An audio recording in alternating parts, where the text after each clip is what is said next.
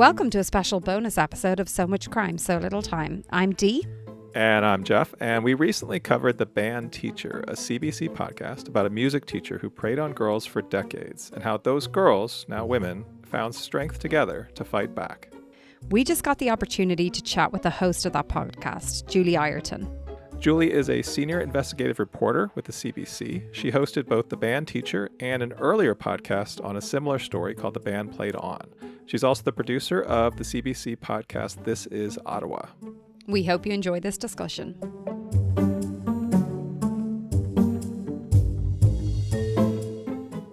Hi, Julie. Welcome. Thanks for joining us today. Oh, I'm so happy to be here. We'd love to start off our chat with how this all started. So we heard that Anne-Marie Robinson sought you out after hearing The Band Played On. Mm-hmm. Can you tell us a bit about those initial conversations? Sure. Well, she actually got in touch with me right as COVID was sort of beginning, and we were all under lockdown. We were all working from home. And so I had her come over to my house and sit on my front porch, actually, the first time that I met her. And I think I brought out coffee, but we were at two ends of the porch. And I was really struck by this woman who I felt was quite diminished. She was petite, but kind of like hunched shoulders almost. She wore black, very oversized sort of clothing. She spoke very deliberately and told me her whole story. We had lots of time, and I just let her go. I took copious notes that day. But I felt, I believed her. It was what she was telling me was very much coming from the heart. But I felt that she wasn't ready for me to tell her story in any kind of a broadcast or a journalistic way, because she needed to do some more healing. I didn't want to do sort of further damage because this person had already survived a lot. But it was our first initial conversation, and I knew, even though I believed her, I would have to do some work also to prove what she was saying, because that's what I do as a journalist, in order to tell her story. And I knew that I would just take time doing that. So I am an investigative reporter. I had lots of other things on the go, but that was our initial meeting, and I stayed in touch, and she provided me documents, and we just kind of kept in touch. And I slowly started to pick away at the investigation, and that's basically how it got going. That's amazing. I love how one of the things that we focus on a lot that Jeff and I really picked up on throughout this podcast was that kind of relationship building. And it sounds like from the get-go, that's where you went. I love this idea of you both sitting on the front porch, having coffee, like keeping your distance in the fresh air, and you just really listening. Yeah. But what I'm also intrigued by is how you hear this story that is obviously something that would probably catch the eyes and the interests of a lot of people, but you don't rush to get it out there. You don't rush to use what you're given to gain any traction with the public or with readers or whatever, but you actually allow her the chance to heal, and you continue building that relationship. I'm wondering, has that always been your way, or is it a case that you feel like you're at that experience stage that you knew that was the right thing to do, so you allowed her that space? Because I can imagine other reporters just wouldn't do that. No, absolutely. And I'm really fortunate that I am given the time actually to develop these relationships, let's say, with survivors. And this is kind of a niche for me, right? Is doing the stories of sexual abuse survivors. And I didn't just work on her story for 3 years or anything. I was doing all kinds of other things. I had daily news I was working on. It was COVID. There was all kinds of things happening, right? So I would pick away at it when I had a few minutes here and a few minutes there. Just do some deep dives, internet searches, and that kind of thing into her story. But she didn't want to go anywhere else. I should make that clear. She wasn't saying, okay, I want you to do this story, and if you don't, I'm going to go to your competitors. She wanted me to tell her story.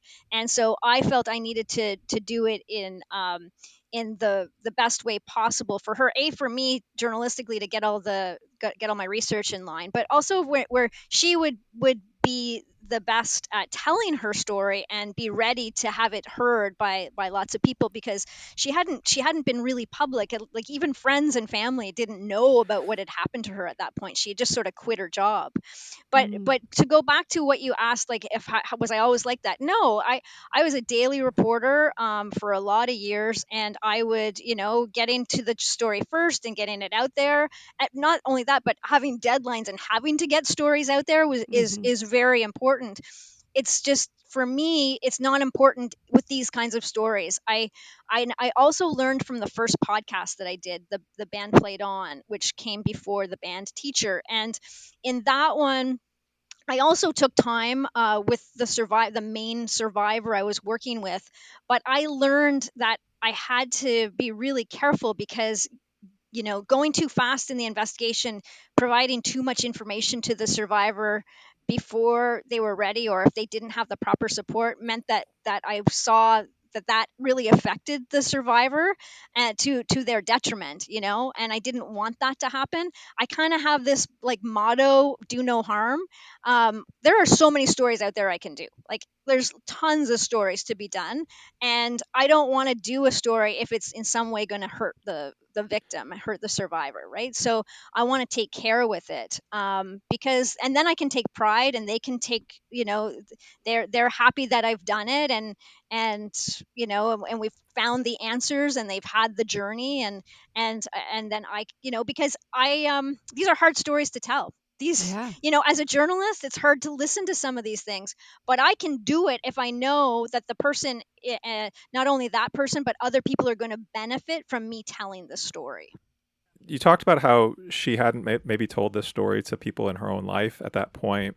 And so she comes to you. She's heard the band played on. She knows that you've reported on this. And I feel like there's a difference between seeing you as a person that she feels like she can tell this story to, and wanting you to then turn around and share this story out there with the world. Was she at that second point yet at that, or was she just seeing you as someone that she could talk to? No, I think she really did want her story to be told in a journalistic way.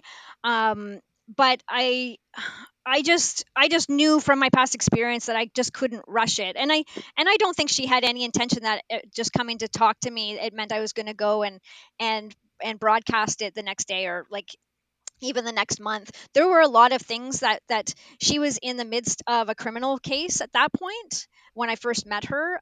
It hadn't it was before the court still, and so I knew that we had to take some time to see where that went, because I thought, if there's a conviction, it makes my job even easier, because I don't have to prove anything, because it will have been proven in court. There was a civil case that had been launched at that point. There was a publication ban. I don't know if you have the same thing in the United States, but it meant that, because there was a publication ban, in the criminal case, I couldn't even use her name at that point either. So, so primary to it being her state of mind, and maybe not being ready for me to tell the story right away, there was a legal process that also had to be played out. Okay. And how, from your side of this, how, so you had done the band played on, you had kind of Mhm. been in this world, in a way for a while. I mean, it takes a while to work on stories like this. Did you wrestle with the idea of, like, do I want to devote, the time and kind of the, like, all that it takes to go back into this? And, like, these are hard stories, like you said. Like, did you wrestle with that? I probably did a little bit, like, but her story was so compelling, and Anne Marie, like a lot of survivors I've interviewed, her story never changed. What she told me on my front porch in 2020, it was the same story, which gave it so much.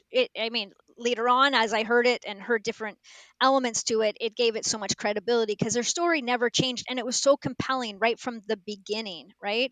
And she knew, she felt that there were other survivors out there, and the fact that she, I know in your last episode on the band teacher, you talked about my first episode, where she goes to the first band practice and she meets him, right? And it's like seeing a ghost. She told me about that at our first meeting. And there were just so many compelling elements about her story. And I really wanted to get to the bottom of it. And I knew it would probably take time. And in fact, I know there were things that she told me that first day, and I thought were not. It just they seemed incredible, right? That this father had punched the music teacher. I thought there's no way I'm ever going to find that guy. Somebody had complained and he had been banned from teaching. I thought, well, her name's not there. I'm never going to find her. All these things she told me about, and I was able to, find the people or verify it, and that was a long journey, but I was inspired by that first conversation to like, okay, well, this is something I can do. I didn't actually think it was going to be a podcast. I mean, I knew it was going to be an interesting investigation at that stage. It wasn't until that I got traction and found more victims, realized, okay, this is a serial. Hmm. Absolutely. Yeah, Punch Daddy was one person that I think we Oh, wanted to sit down and have a cup of tea with. Sounds incredible that entire incredible. meeting. He seemed so like charming and humble. I adored how he couldn't lie when it Yeah. was put to him like, have you ever hit someone before? Yeah. And he says no, and then he's like, oh, actually, sorry, I played hockey. So I did, but Yeah. not off the hockey field. And I loved that. Is Yeah. there anything else you can tell us about that interview? Because I'm nearly emotional thinking of him because of what he did Yeah. for his daughter. But he got put up on kind of this. I'm not going to say a pedestal because I feel like that sounds like it's in a negative way, but Mm. it felt like all of the Blipsters from this series really looked to him and said, Oh, he's yeah. one of the adults who actually Yeah. did something. Yeah. Well, that's it. I think that they all loved him so much because there were so few heroes in this story, right? And he came out as this hero, and he was a dad that did something, and some of them didn't have dads. Anne Marie didn't have a dad. A couple of the other women, they just didn't have father figures in their life, and which is one of the reasons that they Mm, gravitated to this teacher, right? That became this father figure, unfortunately, in their life. But Sam was just like, yeah, this hero that we kind of heard about on the periphery, but I know that Anne Marie always kind of talked about this as this memory, but she wasn't 100% sure if the story that Walker had told her actually had happened. And then to mm, find out it actually had, it just blew our minds. It just like, I just was like, when the person, when I first got a call, that's how it happened. I got a call from another of the survivors, and she just kind of matter of factly told me, and by the way, also, the teacher abused me, but also my friend's dad punched him in the face, and I was just like, what the heck? And yeah, it was crazy. And then, but that's only just one step, right? You know mm-hmm. that it happened, and then you got to track him down, and then you got to like. Then I sent him an email out of the blue and said, "Can you call me?" And then he just called me out of the blue, and then I didn't want to freak him out, and so I actually didn't tell him I was coming to Toronto. I called him the morning we were leaving and said, "Hey, I'm coming to Toronto, and I'm coming with a couple of the other survivors. And do you think we could drop in?" And he's like, and he just said, "Yeah, sure, okay. I'll have some baked goods for you, and we'll have Get the tea." tea set out. I love And it. and so we walked in, and he just was like, it was just like going to your grandparents' house, and it was bittersweet. It was really great, and I actually took two of the survivors that day. Anne Marie was with me, and another one was with me, and but she kind of just remained in the background a little bit. But it was sad as well because Sam had lost his daughter to a really freak accident, like about the year before that all happened. And so the women were talking about how proud they would have been of him, but he didn't have that. He didn't have that. She wasn't there to have that relationship and for her to be part of it. And that woman was actually a former journalist as well, and I did talk to her widower at one point about how proud she would have been and how she would have been like just in there with the blips, wanting to Hmm. be part of it all. So yeah, there were a lot of really lovely moments in it, and there were definitely a lot of sad moments as well. Absolutely. I think that's what I really got from it. We spoke about this quite a lot, but like the emotion that really carried through, even which I think is possibly one of the most powerful moments, and it's something I keep going back to when I'm thinking about the podcast. In episode 2, when Anne Marie organizes to meet Walker for a Yeah. coffee, Yeah. and he just falls back into this predator mode, I know. It's which crazy. is, I know, but also it got us thinking. I think, Jeff, it was you that posed the question in our recap, was how different the podcast would have been had Walker actually took part. How do you feel like Yeah. the podcast may have been altered, or is that something you've considered? Oh, for sure. I thought right down to the end, like he had agreed to an interview with me. I think I have that in the Mm-hmm. podcast, right? He Hmm. he agreed. And so I was all set for anything that. And I think that actually we weren't going to be meeting in person, but I was going to do it. I think we were going to do it by phone, but I thought at least I will get a chance to ask the questions to him. I thought that there was a certain amount of accountability that was Mm. required because I had proof, right? I had done a lot of homework, and there were witnesses. Like this was things that had happened were well documented to that stage, right? So but I did want his response, and in the end, he I think he talked to a lawyer or a friend or somebody who said that that was probably not a good idea, which is probably the truth. Is probably not a good idea to talk to an investigative journalist. But he did answer my questions. He answered a lot of questions, and he wrote a letter, to the basically to the women.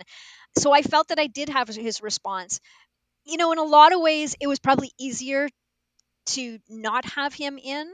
And I noticed that when you spoke about the podcast, you noticed that I didn't use his name a lot. Like I Mm-hmm. did refer to him as the teacher because I didn't want the podcast to be about him. I didn't want the investigation to be about him. I wanted it to be about the women and the community they had built and the healing that they had done and the advocacy that they're now doing, and that they went through this horrible crap as teenagers, but they came out, and are able to talk about it, and them talking about it, then it leads other people, not perhaps affected by this one person, this one teacher, but people that have been sexually abused by other people in other cities and other countries, all say, "Oh my God, you're validating how I feel. I went through that and I've always felt alone." Right. So when I say community, it's a really, really wide community. And that's what I wanted it to be about. I didn't want it to be about him. So he answered the questions that needed to be answered. He verified certain things that we were happy to have verified. And I'm happy, I think, the way that it ended up. Yeah, and I was going to ask about that. I'm glad you brought that up. But that brings up another question that I had. So when I've talked about the band teacher with people just kind of out in the world and sharing like what it's about, I feel like everyone I talk to has a story about someone they knew, about a teacher at their school. And I think we talked about Yep. this in our podcast. Like I have a story from when I was in high school about a teacher at that school, but I also when I was a high school teacher, like there were teachers at the school I worked at who there were rumors and so I feel Wow. like this is so pervasive. I'm curious, like since both of these podcasts have come out, like have other people approached you? Like if you has this been Oh, like hundreds, yeah. Oh, hundreds of people, jeepers. hundreds of people. Yeah, yeah. I mean, and not just teachers, but priests and doctors and other people of authority figures over teenagers or children, right? And a lot of school stories. Yeah, countless, and some recent, and some 50 or more years ago, right? It just, yeah. I heard from people from New Zealand to the UK to all over the United States to all over Canada, and to just follow up stories from these schools that I focused on, right? Yeah, and what do you say to someone when they come to you? Like I imagine they have different reasons for wanting to share with you, but what yeah, what are those Yeah. conversations like? Well, that's really interesting because sometimes people, I can't tell you how many because there've been a lot of them, emails I get, and the person says, "I've never told anybody this, but such and such happened to me," and I'm like, "Oh, why are you unloading on me?" But at the same time, I respect that they have a story, they have no one else to tell it to, or they have an experience they have no one else to tell it to, and they feel comfortable telling me, and just because they're telling me doesn't mean I'm going to do a story about it. I always write back to a survivor, and sorry to hear about what has happened, and I anyway, and sometimes I follow up, and sometimes I have a longer conversation, and sometimes I just say I'm really sorry to hear this, and thank you very much for listening. There's sometimes people just want somebody else to know what happened to them, and to sort of Yeah. validate it. Mm-hmm. Yeah. I wonder as well, because this kind of links back to what you said about Anne Marie. She said she wanted you to tell her story. Like you were the Hmm. person. It's not I'm going elsewhere. She had her trust in you. And as you said, like other people reaching out, they obviously feel that. They feel the connection and the respect that you have for the survivors you speak to and the stories and their stories and telling their stories Yeah. in a respectful way. But it must be a lot to be getting these emails for you. Yeah. But I suppose that the only thing you can focus on is you hope that if they tell you, maybe that's the first step in someone saying, okay, I've said it now to someone. Either that'll help me heal a little bit, or maybe that'll open me up to telling someone Yeah. else, like whether it's a Yeah. therapist or a loved one, Yep. and kind of starting their own healing journey, which is really moving. Yeah, because I'm not a therapist and I can't be a therapist, right? All I Mm-hmm. am is a storyteller. But in I think through telling these stories, I think that it's really opened some people's eyes to the things that need to be done to fix systems that where Mm. they've failed, and to notice things and to understand what grooming is, but also to believe victims when they tell you this happened to them. I always believe victims. Why else would they tell me? I mean, I don't tell their stories until they're verified and I have evidence of it. But why wouldn't I believe people when they're just telling me what happened to them? And I think that that's sometimes all people need to know is that somebody believes that actually what happened to them. Yeah, absolutely. But that kind of leads me into wondering about it was baffling that a lot of the behaviors were and this abuse was tolerated and it was also legal for so long. I know that's something you spoke about quite a bit was like the comparison between the Yeah. two seasons, which I I thought it gave it so much depth. It was so infuriating. Not Yeah. shocking, unfortunately, but so infuriating. But how Yeah. do you feel maybe attitudes around this have changed? Or do you actually, from what you're just saying now, do you feel like they haven't changed enough if you're still getting Yeah. all these emails about these cases?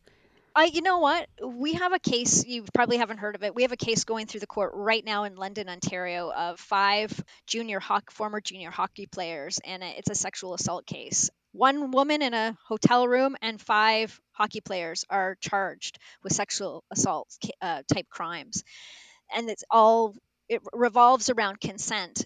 These issues are so contemporary right now, and what how I was informed, my first podcast was The Band Played On, and it focused primarily, not exclusively, but primarily on victims who were boys. And by the end of that podcast, 12 boys the charges have been laid, and they watched their perpetrator go to prison on charges from the 70s to the 90s on sexual assault or sexual crimes, basically. In the case of the band teacher, I had, by the end of it, there were 15 victims that we found, but there was no conviction and there were no charges. Doug Walker is an innocent man, never been convicted of a crime. And I didn't understand is in most of the cases the police never laid a charge, and so it was that comparison. Okay, is there a discriminatory application of the law here? Boys, in the cases of boys, there were charges. They ended up being a conviction. In the case of the girls, the charges don't even happen. And that's because the laws were different, and the police, as they see or a lot of law enforcement as it tends to see it now, is crimes where there's a male perpetrator and a male victim. They seem to be able to find old laws that apply. They're called gross indecency or indecent assault charges. They don't apply those same charges when the victim is a girl and the perpetrator is a man. They just think, well, they use consent. So it's kind of going back to where I started. Did the girl consent? Consent never came up in the cases of the man boy crimes. Consent always comes up as an issue in the girl man crimes or alleged crimes, right? So those contrasts were really highlighted to me, and you can look at them, and these are historic crimes. We now have criminal code violations that would not allow a teacher to be having sex with his teenage students, but we didn't have that back then. But what I'm saying is, cases like these hockey players and this woman in a hotel room, the contemporary issues of consent, what's appropriate, what we should tolerate as a society are still here. And I think all of these issues are so important to highlight and discuss and talk about. I think one of the things that when we talked about this was the legal issue was maybe so infuriating was in what world is like the power aspect of a teacher and a teenager not a factor, like not considered a problem. And I mean, we've done stories like this in the past. Like this isn't just in Canada, right? Like this is a global Oh, of issue. course. I don't know. It's just so infuriating that was tolerated for so long, and that in some ways it still is. Yeah. Yeah, no, the power imbalance thing is a huge issue, and we have laws now in Canada called sexual exploitation, and they didn't come into force until 1988. But if there is a person where there's a power imbalance, a coach, a teacher, a priest, a doctor, whatever, social worker, then you can easily see, could this law apply to where there's a sexual relationship, right? It just didn't exist before that. But it doesn't mean that these crimes didn't happen. Crimes still happened. We just didn't have a way to identify it or define it, I guess. Right. Yeah, and I suppose maybe I obviously it's infuriating, but one thing I took from the podcast was, yes, in terms of the legal system, none of the Blipsters probably felt that they got justice because the teacher isn't charged. However, they started out their journey, and we started out the podcast with them being isolated. And by the end, they not only have a community of themselves together, but as you said, they are impacting, they are creating a community and spreading the word and accepting people's stories and creating that sisterhood or blipsterhood or Yeah. whatever you want to call it. So they're coming out on top because they are they've moved away from their isolation, whereas the teacher seems to have moved into isolation. And so as much as like the legal ramifications aren't there, at least it seems that they all personally have come out on top, which is huge. And actually moving back to the Blipsters, we heard a lot about them gathering to share their stories. Yeah. That first meeting where they're just meeting, and yet they're like best mates, and they're there for hours on end, and all of these different meals and types of beverages consumed the whole time. What was it like to be in that room? Oh, it was amazing. And just to go back to one thing you said, I think that in some ways the women would say that their justice is the podcast and the investigation. Wow. That's their justice. That's their way to tell the world what happened to them, right? Which is what you do if you stand up in court and you give witness to what happened to you, right? How does that make you feel? Well, it makes me feel good. It makes me feel that I've done something good, giving them voice and getting them together. What happened there was in Toronto. I think it was in 2022. Yeah. Anne Marie said she was going to meet to Allie's, and Jeannie was coming to Toronto to see her mom, and Jackie was coming, and I said, "Can I come?" And they said, "Yes, we'd love you to come." So I literally like jumped on a train and went and arrived with, like, I think it was like a banana bread and a and a bunch of flowers or something. And I got there midday, and I didn't leave until 11 o'clock that night. And then in the meantime, another woman who I don't name in the podcast, she came, and she'd never met any of them. She lived kind of on the outskirts of Toronto, and she came too. And yeah, it was just unbelievable. It was just unbelievable. As a podcast, as an investigative reporter and a podcaster, you just let the tape roll for those hours and hours and hours. And yeah, and there was laughing, and there was crying, and there was looking at pictures and yearbooks, and discovery. There was so much discovery in those 10 hours or whatever it was. It was audio gold, but it was like just being a witness to this community building that was pretty amazing. Yeah, I can imagine. Has this group of women stayed in touch since the Oh podcast? yeah. Okay. Yeah. Yeah, I had lunch with Anne Marie last week, and a couple weeks ago I got a note from Jeannie. They stay in touch with me, and they stay in touch with each other. They're all, yeah, they're on a in a group, and yeah, so they keep active. They're really good. They're actually really good friends now. And they're, I mean, Wow. because of the nature of what brought them together, I mean, they're a little bit intergenerational too, aren't they? I mean, they're They are. because they span a couple of decades from when they were in high school. They do. I think there's about 10 years between the youngest, or no, maybe 12 years between the youngest and the oldest. Yeah.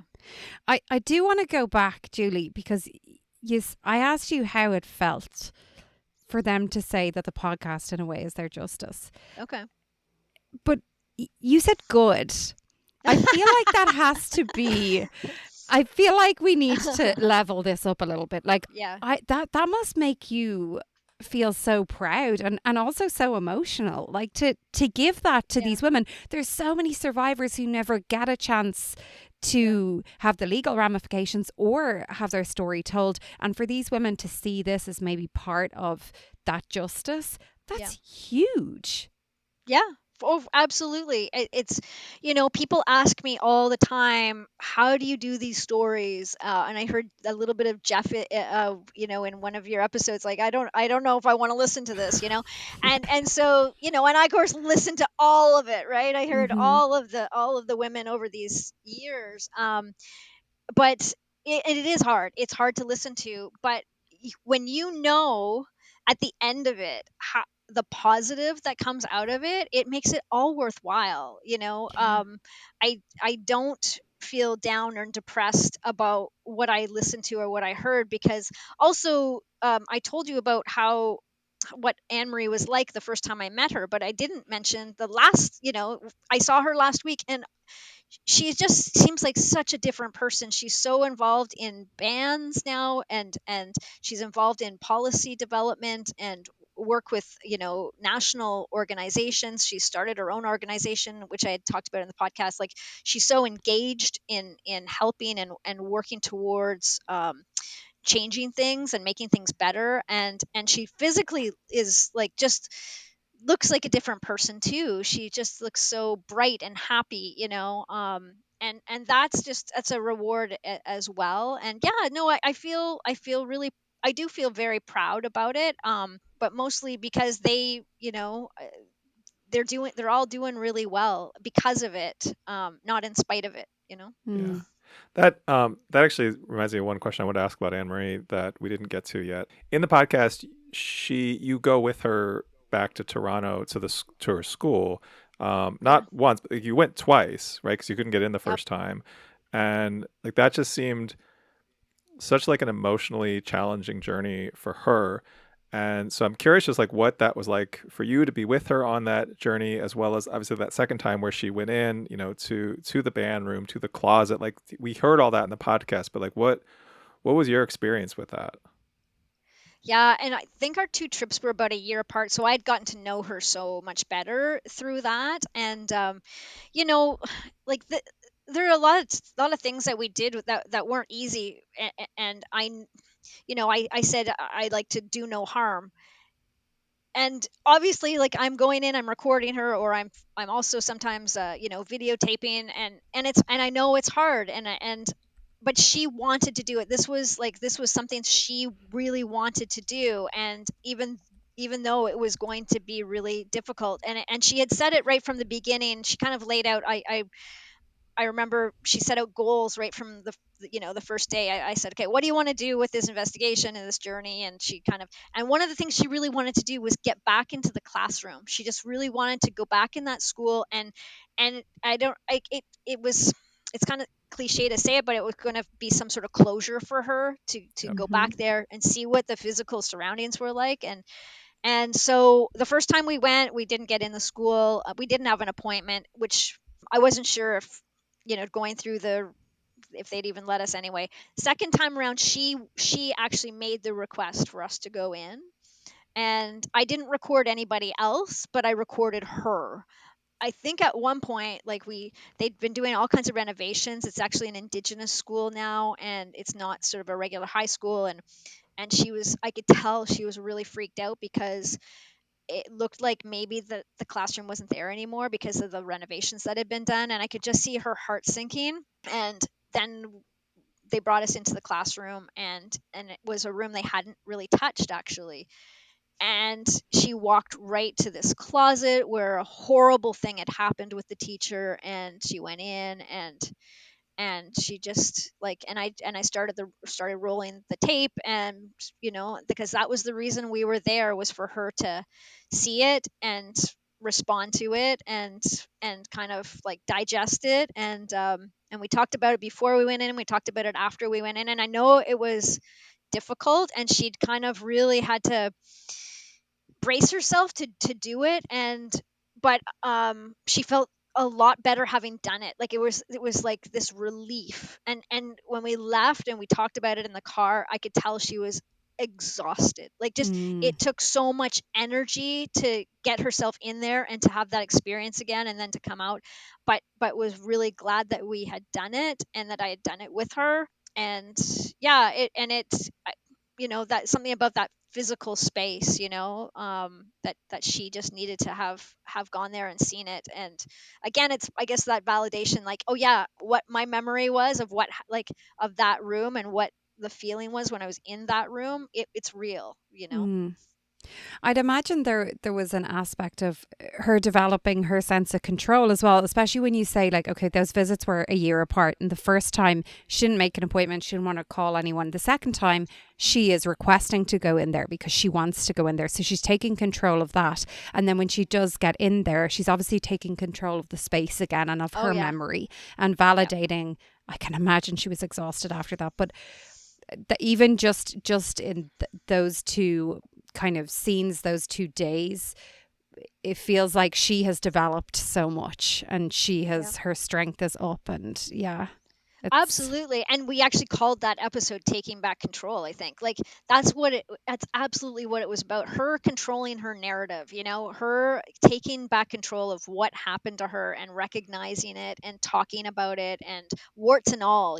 Like, mm, there's so many elements of this that could be, embarrassing or shameful. And it's misplaced shame. It's not her shame, but I understand that, right? And so it's, yeah, it was a really, really important moment. And I feel really privileged that she allowed me to be there. mm, real full circle moment, I think. Yeah, absolutely. Yeah, very much so. Okay, so you mentioned to us even previously that you learned a lot from the band played on, Mhm. and you brought a lot of that learning to the band teacher. Is there anything that you've learned from, your investigation and producing the band teacher that you might inform your next podcast or next Oh, investigative journey? yeah. Well, I've started another investigation that it has potential to be similar. I don't know if it'll be a podcast. That would be amazing. I don't know if that will happen, but it's it's along the same vein of, but it's not. It doesn't have to do with teacher student abuse, but still has to do with consent, and a woman who is a victim. And I am using a lot of the same things that I learned doing the first two podcasts, with this, as I am moving along with this investigation. the trauma informed approach, which I think is so important. And I've really learned a lot every step of the way. Like I, with the when I did the band teacher, like the band played on. I had Peter was my, the main go-to, the survivor in that piece. And when I got started with it, every Friday I would do a check-in with Peter and tell him how my week had gone and all the things that I had found out that week, new victim or this information about the teacher or whatever. I'd kind of unfold on 4:30 on a Friday. Look at all the stuff I found in this investigation. Like, isn't this amazing? And then he'd be like, "Oh, wow, okay, you're finding out so much stuff. This is great." And then I realized, like, that was like too much. I was like information overload on this person. Like, here I was like experience it as a investigative journalist, so happy that I've got all these like little holy shit moments coming my way, and I'm unloading it all on a victim, that's supposed to take all this in. And I didn't realize until we were probably a couple months in, like he had to go for extra therapy, and like it was really affecting his mental health. And I realized, like, Mm. the direction I'm coming from this is a totally direction from the survivor. Even though we're kind of working in tandem to find the answers to what happened to them, they're not an investigative journalist. They have a curiosity, but it's their life. For me, it's my assignment, Mm. and I think that's something that I've really learned in terms of the work I do with survivors. And I do other journalism as well, data journalism and other things that I don't have to worry about. When I'm working with numbers, I don't worry about the people. But when I work with survivors, I'm now much more careful in how I do it, and always keeping in mind that trauma informed approach. Yeah, that makes a lot of sense. That's really interesting. All right, I want to end on a lighter note. It's been a very serious Is there a lighter note here? Well, so we've heard about your work and your experience on this obviously very heavy topic, very serious topic. What I'm curious about, and this is something I'm sure Dee is thinking about, but I thought this was the question she was going to ask. Mhm. When you're not working on this, when you're not doing your job, what's the like other end of the spectrum for you? Is it like reality TV? Is it like what's your sort of escapism that you like? Oh my God. Oh, there's so many things. I have two children that are in their late teens, and a husband and a dog. And I play hockey, and I do lots of yoga. And I walk a ton and like to do travel. And I my comfort food in terms of binging is like Grey's Anatomy and horrible shows like that, really. But Have you watched The Pit yet? I just started. Yeah, I have to watch that. You'll enjoy. I If you liked Grey's Anatomy, it's like Grey's Anatomy meets Eeyore. So Oh, good. okay. Yeah, Hmm. yeah. No, I think I watched the first episode. Yeah, it looks good. Yeah, and I love to read, and yeah, so I have lots of other outlets and things in my life that are I volunteer as well. So I there's lots of things that are important to me and good outlets, but like it's I'm really privileged to get to do the stories that I've gotten to do, and to go down this path with survivors. And they tell me things that they've never told anyone in their lives. Some of these people, what kind of like privilege is that to and trust, and Mm. so I have to be very respectful and understanding. And I'm really really glad that it came through in the podcast. Like I know Mm. what my intentions were with some of these things that I did, and I'm really really glad that people respond to my tone and approach. Yeah, it was one thing that made the podcast stand out for me so much. I felt that the Blipsters were so lucky to have had you be the one to tell their story, because that focus on them and that respect was just so evident. Yeah, yeah. I do really hope that maybe not this current project, but some other project turns into another podcast for you, because I would love to listen to that. Yeah, Good. absolutely. I hope so too. Well, Julie, thank you so much for participating in this interview. It was so great to learn more about the band teacher. It was also just great to hear just about you, learn about you as a reporter. And yeah, this was amazing. Really appreciate the time. Yeah, Absolutely. Thank you so much.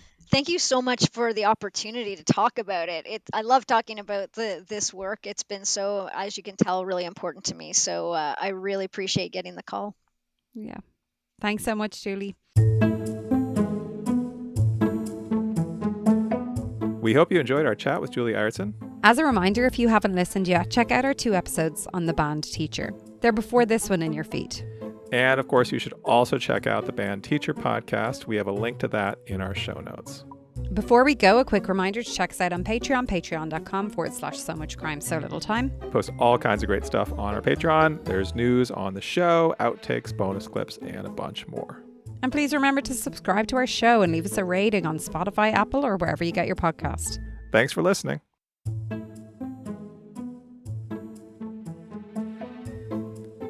So Much Crime, So Little Time is a production of Mind Glove Media. The executive producer is Paxton Caloriso. Our associate producer is Blythe Ty. Our theme music was composed by Vyacheslav Starostin. If you haven't done it yet, please subscribe to this show on your podcast app. And don't forget to give us a 5-star rating and a review. Even better, tell your friends. To join the discussion, look for us on social media. Check out the show notes for all the links. Thanks for listening.